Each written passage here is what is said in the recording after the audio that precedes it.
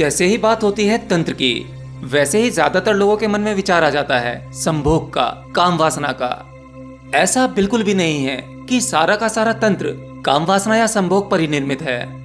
तंत्र का एक बिल्कुल छोटा सा हिस्सा, छोटा सा पार्ट, वो काम वासना पर निर्मित है।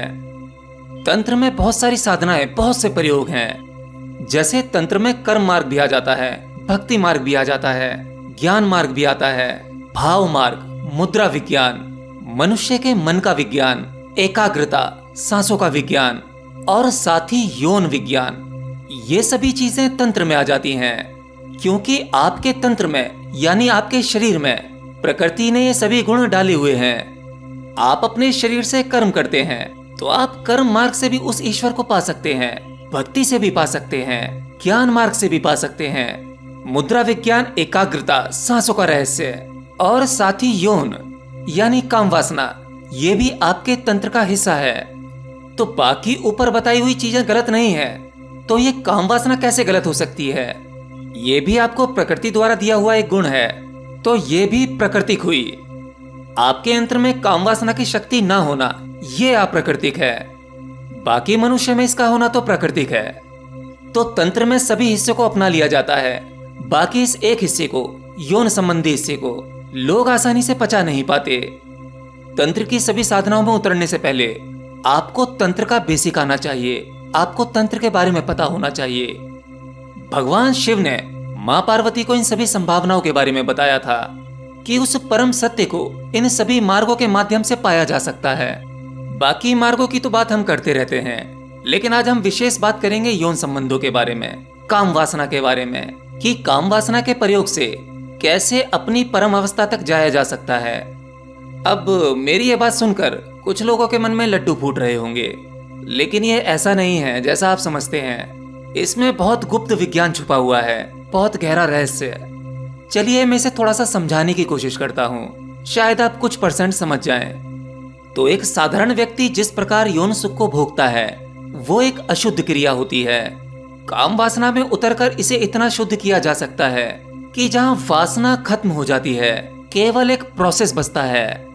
आपकी वासना खत्म होने का केवल इतना अर्थ है कि काम वासना को भोगते भोगते भोगने वाला मिट जाता है, अर्थात वह यौन सुख के पार निकल जाता है। तंत्र के इस प्रयोग को देवी पार्वती और शिव का प्रयोग भी कहा जाता है। इस प्रयोग को गुरु के समक्ष किया जाता है, या फिर अगर कोई शिष्य गुरु की शरण में रहते रहते उसने तंत्र का इतना ज्ञान इकट्ठा कर लिया हो कि वह इस प्रयोग में कुछ प्रयासों के बाद उतर पाए। आज तंत्र का प्रयोग केवल भारत में ही नहीं बल्कि दुनिया भर के कई हिस्सों में होता है। हाँ, ये आज भी होता है। तंत्र के इस प्रयोग को आप कितना ही क्यों ना समझ लें, लेकिन जैसे ही आप इसे करने चलेंगे और बिना ज्ञान के करने चलेंगे, तो तंत्र का यह संभोग करने से पहले ही आपको वासना पकड़ लेगी, बुद्धि भ्रष्ट हो जाएगी और इसमें गहरा उतर ही नहीं पाएंगे। 99% लोग तंत्र की बौद्धिक जानकारी या कुछ किताबी जानकारी लेकर इस प्रयोग में उतरने की कोशिश करते हैं। करने तो वो साधना चलते हैं, लेकिन उनका ये कृत एक पाप में चला जाता है। मैं भी आपको जो जानकारी दे रहा हूँ वो केवल जानकारी है, जस्ट नॉलेज। इसे जानने के बाद भी आप इस प्रयोग को नहीं कर पाएंगे, ये बात आपको आगे समझ में आ जाएगी। तंत्र के इस प्रयोग में अपनी काम वासना की ऊर्जा को एक शुद्ध रूप में ले जाया जाता है। तो इस प्रयोग को करने से पहले सबसे पहले मानसिक शुद्धि की जाती है। अब वो कैसे की जाती है? जब ये संभोग का प्रयोग आप अपने पार्टनर के साथ करते हैं, जैसे मान लीजिए आप ये प्रयोग अपनी पत्नी के साथ कर रहे हैं, तो इसे करने से पहले आपको अपने उस पार्टनर यानी आपकी पत्नी, उसके सामने आपको दंडवत प्रणाम करना होगा। पहले तो यही करना आपके लिए मुश्किल हो जाएगा, पत्नी के आगे पैरों पर गिरना, उसे दंडवत प्रणाम करना। आपके मन में अपनी पत्नी के लिए एक पत्नी वाला भाव नहीं होना चाहिए, माँ काली, माँ दुर्गा वाला भाव होना चाहिए, एक देवी वाला भाव होना चाहिए। क्योंकि एक फीमेल की शक्ति एक दैवीय शक्ति होती है, माँ काली, माँ दुर्गा की तरह होती है। तो सबसे पहले तो आपको उस स्त्री के प्रति इतने आदर सम्मान की भावना रखनी होगी, जो मैं कहता हूँ कि बहुत मुश्किल है। आप किसी स्त्री को एक देवी, काली, माँ दुर्गा जैसा सम्मान देने का नाटक तो कर सकते हैं, परंतु वैसी भावना आपके भीतर नहीं उठेगी। अब आप सोच रहे होंगे कि सर अपनी पत्नी के साथ तो शायद ऐसा ना हो पाए, लेकिन किसी और पराई स्त्री के साथ ऐसी भावना की जा सकती है। नहीं, अगर आप ऐसा किसी पराई स्त्री के साथ करोगे तो वहां आपकी वासना जाग जाएगी, आपकी वासना अशुद्ध हो जाएगी, क्योंकि वहां पर आपकी अपनी इच्छा खड़ी होगी, उस स्त्री को भोगने की इच्छा। आपके इतना करने के बाद उस स्त्री की परमिशन होनी चाहिए। अब उस स्त्री का भाव कैसा होना चाहिए? जैसे अभी आपने किया था, अब उस स्त्री को भी आपको परमात्मा के रूप में स्वीकारना होगा। कहते हैं ना, पति परमेश्वर, तो उसके भीतर आपके लिए परमेश्वर वाली भावना होनी चाहिए। वो आपको दंडवत प्रणाम करेगी। अब दोनों ही जब संभोग के लिए तैयार हो जाते हैं, संभोग से पहले पुरुष में उस स्त्री के लिए एक देवी वाली भावना है, जगत जननी वाली भावना है, और उस स्त्री के भीतर पुरुष के लिए परमात्मा वाली भावना है, ईश्वर वाली भावना है। अब जब दोनों पार्टनर में इस प्रकार की भावना होगी, तब आपके भीतर वो काम वासना, एक दूसरे को भोगने वाली इच्छा, उसका क्या होगा? उस इच्छा का रूपांतरण हो जाएगा। भाई भला परमात्मा से संभोग करने की इच्छा कौन कर सकता है, और कौन देवी से संभोग करने की इच्छा कर सकता है? तो यहां पर भोग और संभोग या वासना, ये चीज खत्म हो जाती है। ये बहुत कॉम्प्लिकेटेड है। मुझे समझ नहीं आ रहा मैं किस प्रकार के शब्दों का इस्तेमाल करूं कि आप इसे एग्जैक्टली वैसे पकड़ पाएं जैसे पवित्र विज्ञान शिव जी ने पार्वती को दिया था। मेरे लिए बहुत मुश्किल है।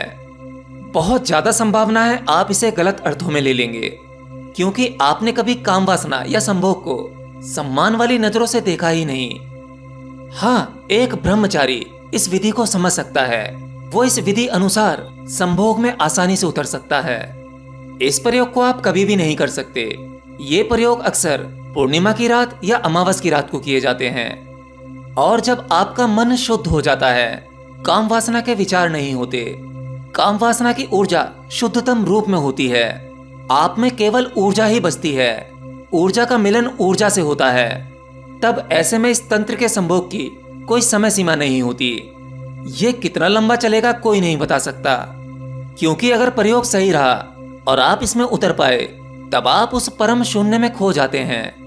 मैंने पहले भी कहा, इस प्रयोग को समझाने का कितना ही प्रयास क्यों ना कर लें, इसे समझा नहीं जा सकता। तो आप लोगों से मैं कहता हूं कि इस प्रयोग को करने की बिल्कुल भी कोशिश ना करना, क्योंकि ये केवल जानकारी है और जानकारी अनुभव कभी नहीं होती।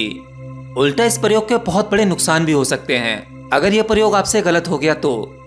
और मैंने कहा 99% चांसेस गलत होने के ही हैं। कहीं ऐसा ना हो कि आप हर स्त्री को काम वासना की नजरों से देखने लगें, जो आपको गहरे पाप में डाल देगी और जन्मों जन्म में आप इससे बाहर नहीं निकल पाएंगे। ये तो मैंने केवल तंत्र को समझाने की कोशिश की है, वो भी अपने शब्दों में। बाकी आप लोगों से मेरी विनती है कि हो सकता है मुझे इसे समझाने में कई शब्दों की भूल चूक हो गई हो, तो इसलिए शिव द्वारा दिए गए इस विज्ञान के बारे में गलत अर्थ निकालने की कोशिश ना करें। यह एक रहस्यमय विज्ञान है, आसानी से साधारण मनुष्य इसे नहीं समझ सकता।